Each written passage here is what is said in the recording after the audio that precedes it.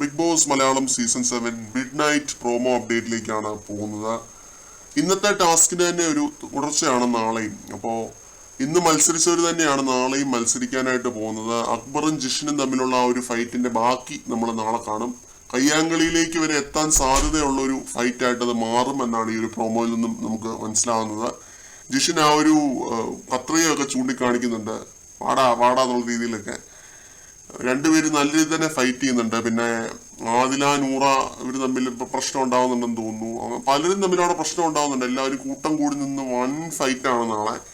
ഇതിന്റെയൊക്കെ അവസാനം big boss ഒരു കാര്യം പറയുന്നുണ്ട്. ബിഗ് ബോസിന്റെ വോയിസിൽ ഒരു കാര്യം കേൾപ്പിക്കുന്നുണ്ട്.